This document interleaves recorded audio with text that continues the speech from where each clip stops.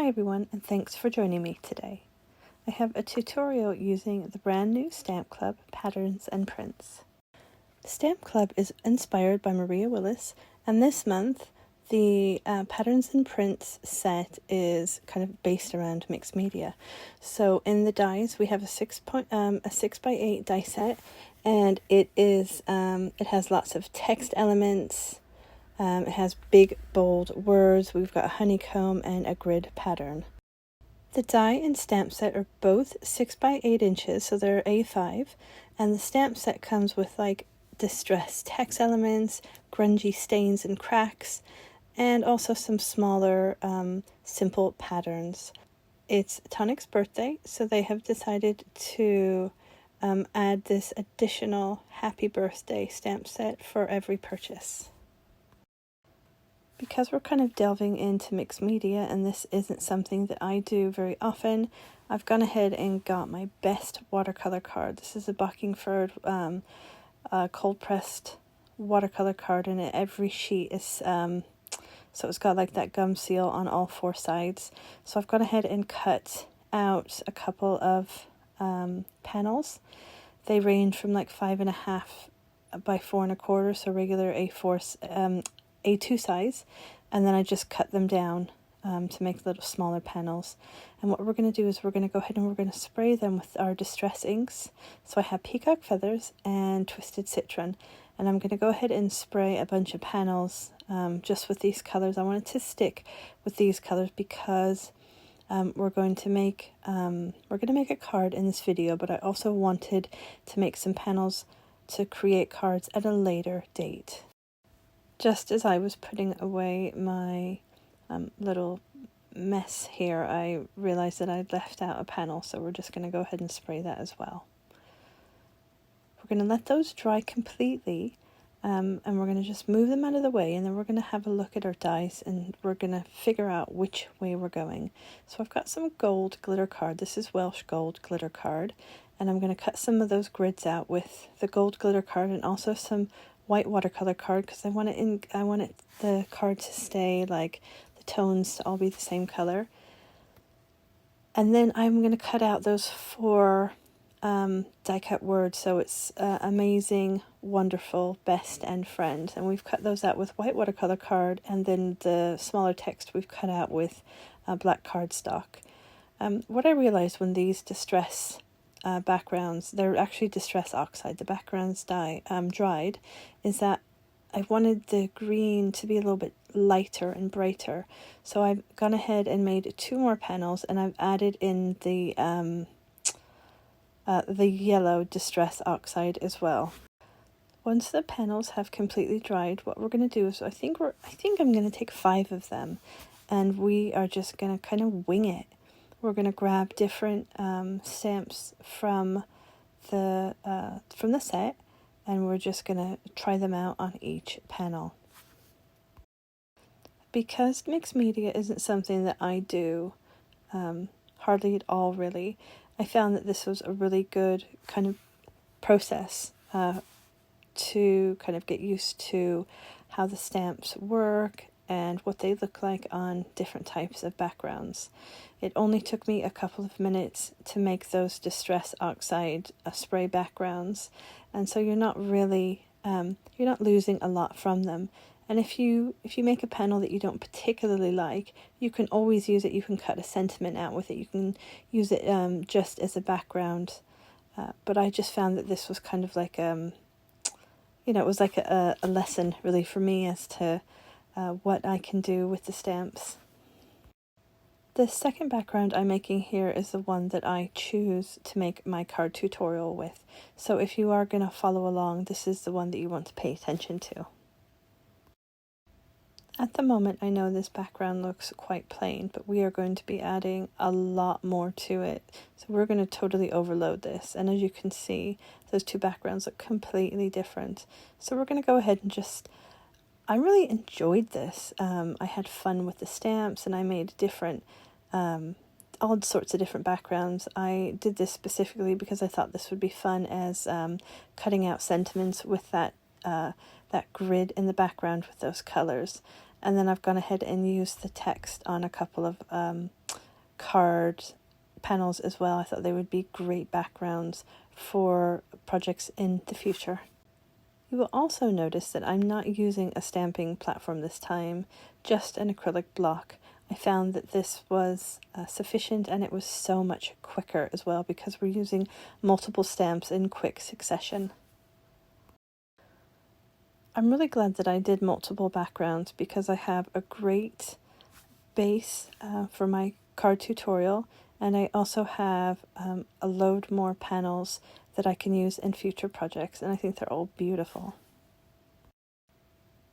I actually left this project overnight. It was really late when I finished, and I needed the inks to dry completely, both the Distress Oxide inks and the VersaFine Clair inks as well, because I was going to do some heat embossing.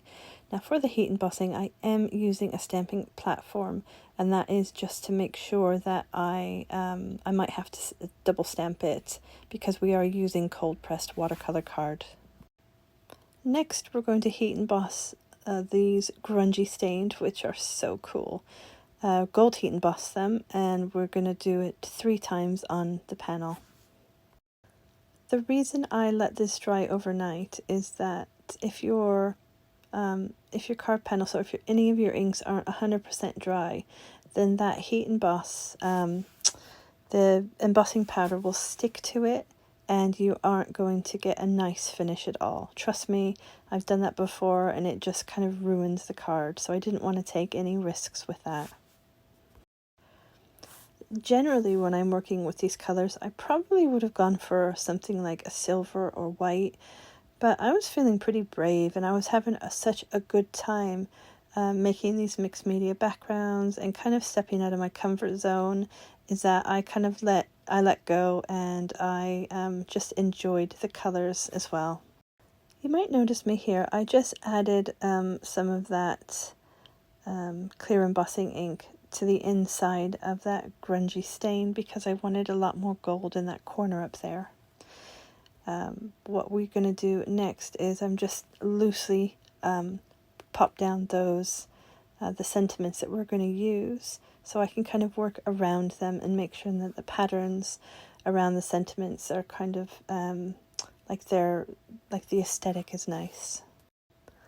I didn't really think too much about what stamps I was using. I just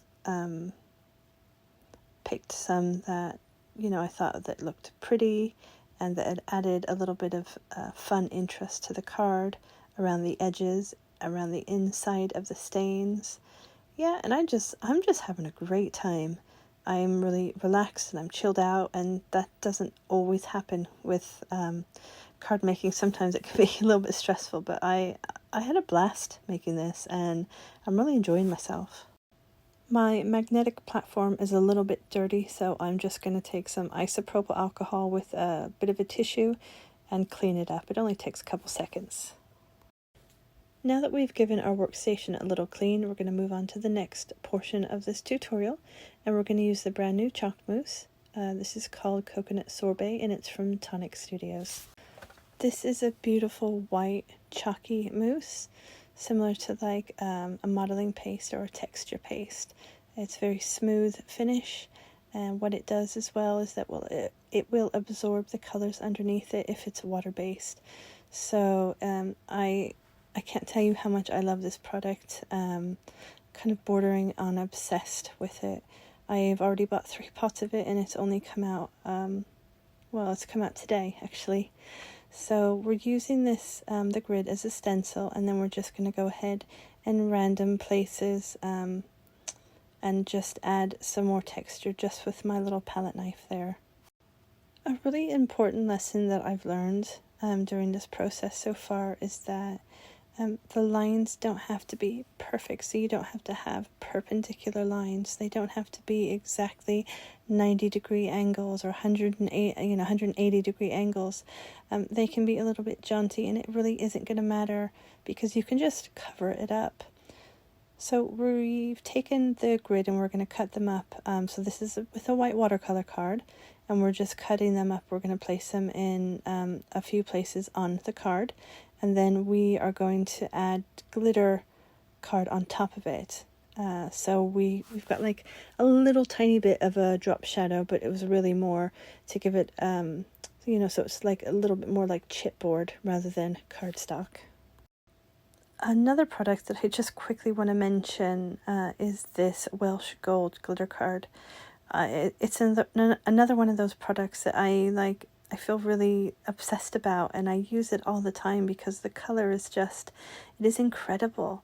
So what we're going to do now is I'm going to take some white acrylic ink and black acrylic ink, and we are just going to make loads of splatters. If anybody knows me, they know that 99 out of 100 cards of mine have a ton of splatter on them. I just can't help myself. Once we've let that splatter dry, we're going to go ahead and add some more of that chalk mousse just randomly on our card, and then we're going to go ahead and add the sentiments over the top of it, and then we're going to go in any spaces that we think that are a little bit too plain. We're going to add some more of that chalk mousse, and then we've got these sweet little balls that are just the cutest. I'm also going to go ahead and take pieces of those grid, just the white one though, and add them in a couple of places to kind of give the card a little bit more symmetry. And then to finish it off, we're going to go in with some more black acrylic ink over the top of it and just splatter the heck out of it. When this card dried, it was still bugging me. I couldn't figure out what was wrong. I felt the symmetry was off a little bit, so I've cut the panel down by 1/4 inch, and so now we have a panel which is 4 3/4 inches by 3.5 inches, and then we've done a matte layer, which is 5 inches by 3 3/4 inches, and then we put it on an A2 card base. I hope that you enjoyed that tutorial. I had a great time making this mixed media card, and I think I'll be making more in the future.